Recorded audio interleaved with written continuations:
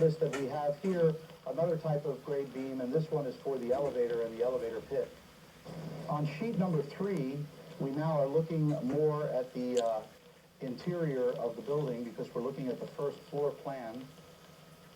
And there's a number of things that we want to notice about this first floor plan. For example, the notes here in the upper corner of this plan tell us a little bit about how things are configured.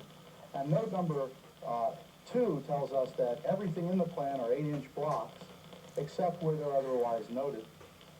And point number 4 says that all the CMU walls end 1 foot above the base of the finished ceiling. Now these notes are going to be important to us. For example, one type of question that is often asked has to do with these 4-inch CMU blocks that are located between D and C and 4 and 5. We might be asked how many CMU blocks we have here. How many 4-inch CMU blocks do we have on this floor or throughout the entire building? And by the way, problem number 9 in your problem set deals with these 4-inch blocks. So after we're done with this little discussion, you might want to take a crack at problem number 9. The question would go something like this. There are 112.5 concrete block units for every 100 square feet of wall area. How many 4-inch blocks do we have? To answer that question, we're going to have to find the area that the 4-inch blocks cover.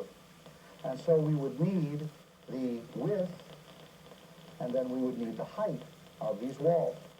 So let's look first at the width of the walls. First, we have to notice that the walls are extending from an 8-inch block, remember note number 2, to another 8-inch block. And the actual measurement we're going to find when we look to see the distance between here is going to be this 24 feet, because it's extending from the center line of your column to a center line of a column. These center lines are going straight through the block, and so we're winding up over here. So we have a gross measurement of 24 feet, but that measurement is starting in the dead center of this wall and extending to the dead center of that wall.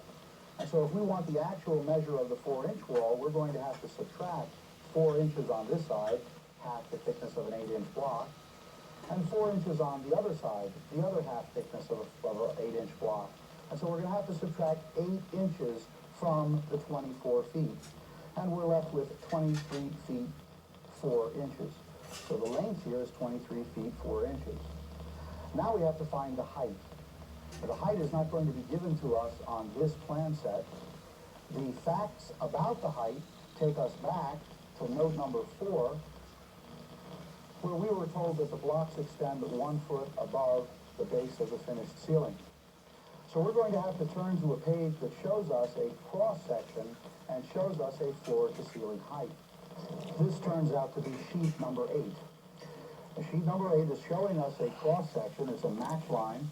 No, in this case it's not a match line, but it's showing us a cross-section of the building. It's showing us, for example, that from the first floor, which is an elevation of 0.0 as a reference point, to the top of the finished ceiling, or the bottom of the finished ceiling, for the first floor, there's a 12-foot distance. And so the blocks on the first floor are going to be 1 foot above that, are going to be 13 feet high. Moving to the second floor, you see there is a 9-foot distance from the floor to the finished ceiling. We see this 9-foot distance, and so the walls on the second floor are going to be 10 feet high, 1 foot beyond the 9. Now, while we're on this page, let's take note of some other things that are on this page. First of all, if we look at the distinction between the second floor and the third floor, we notice that the 9-foot distance ends at a finished ceiling, and then we have another distance of 2 foot 8 that takes us to the top of the slab on the second floor. Now, sometimes the test will ask us about this little opening space here, because if we were building a wall that was butting up to, just like these CMU blocks are in this case, but if we were building a wall that was butting up to the finished ceiling, and if we needed to make a tenon separation or a uniform 1-hour firewall, we would have to fill this gap. Now the 2 foot 8 is a gross number. We would have to subtract out the thickness of the slab. to find out how much additional material we would need to fill this gap.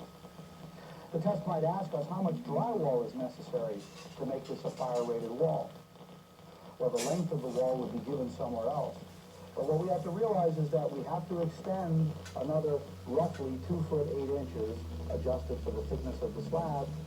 And so we would have drywall that would have to fit in there on both sides of the wall.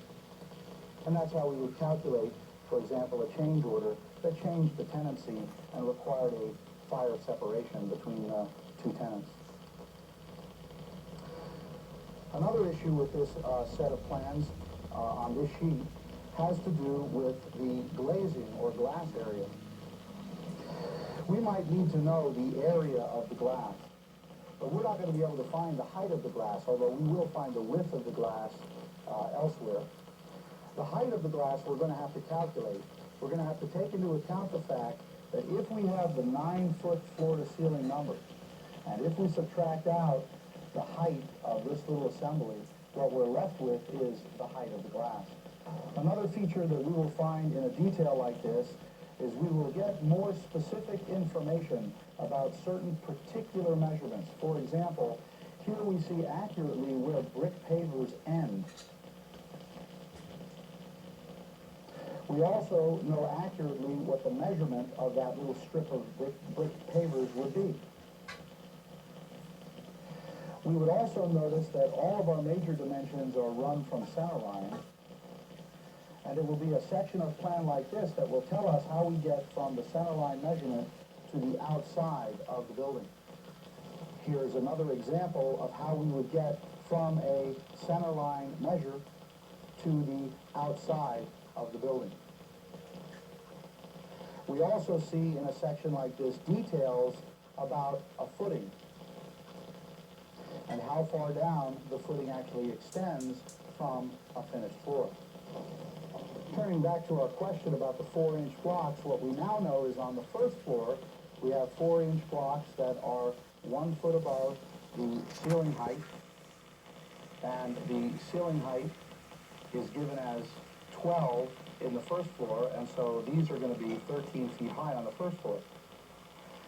Well, after you work on this a little bit, you're going to come to realize that the real difficulty with a problem like this is not ultimately finding out the length and the height of these walls, but dealing with the fact that once you find one, you have to multiply it by 2 to get the first floor. And then when you look at the details for the other floors, you're going to have to account for them as well, and it's very easy to get confused. So to succeed at a problem like this, you have to be organized. And you want to take a shot at problem number 9 on your sample test of the AM session for these plans and see how you do. Another detail to take a look at a set of plans like this are these entryway stairs. Here we have a length of concrete entryway stairs that are separated by a column. What if we wanted to find out the volume of concrete for these? Now keep in mind there are 2 of them, 2 entries into the building. Well, we need to find the gross measurement, and we need to subtract out the column. We would need to look at the detail A3 to find out what the column thickness was. When we look at that detail, we find out that the column is 4 foot square, meaning that it's 4 foot from here to here. And here we see the concrete steps ending and ending.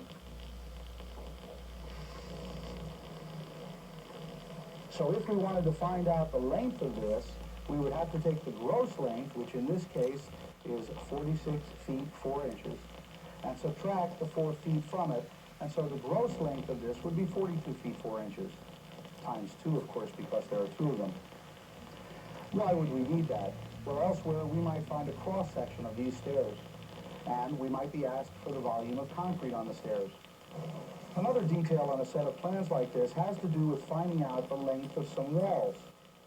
And here we have along D, between 1 and 3, a typical concrete block wall. However, notice that the block is starting at the outer edge of a column and is moving from column to column. These columns are described in note number 6.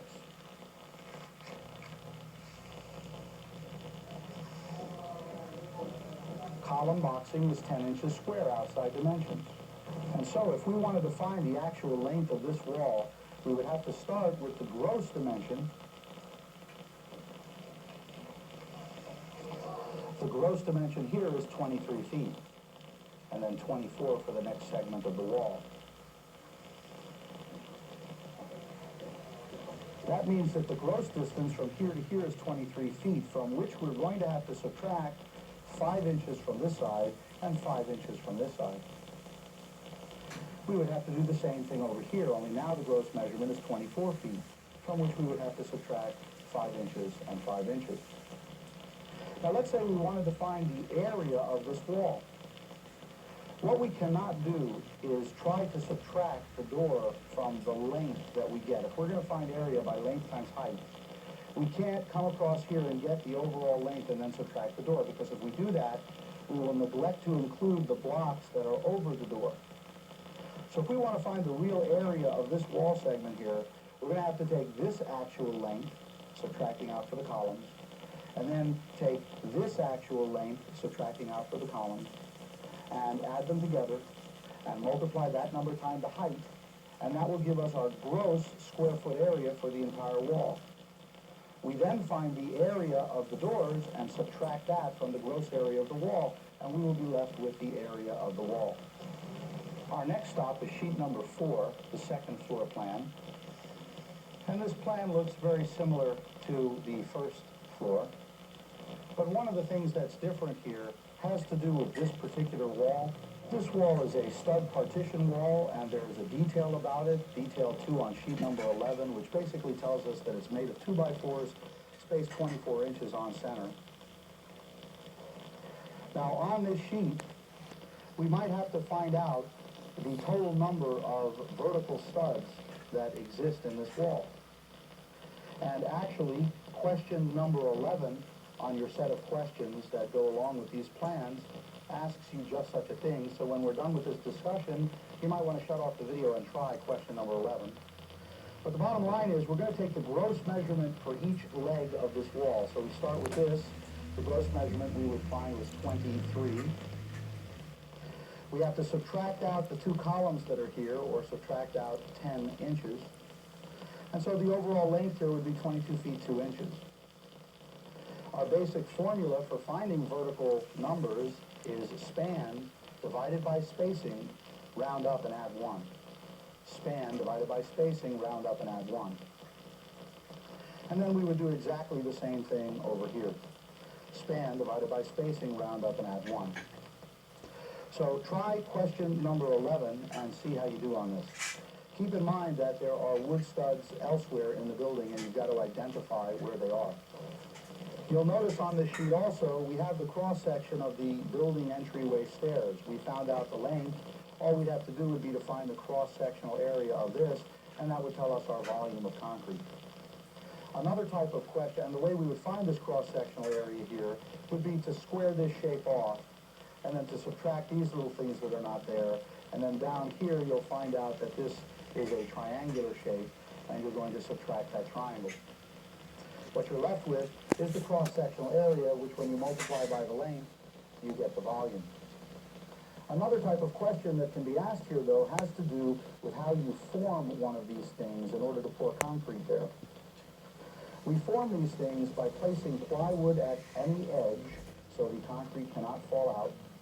And then we place plywood on the risers only. We don't put any plywood on the treads. So if we were asked, or lumber on the treads, we only use lumber or plywood for the risers. So if we were asked how many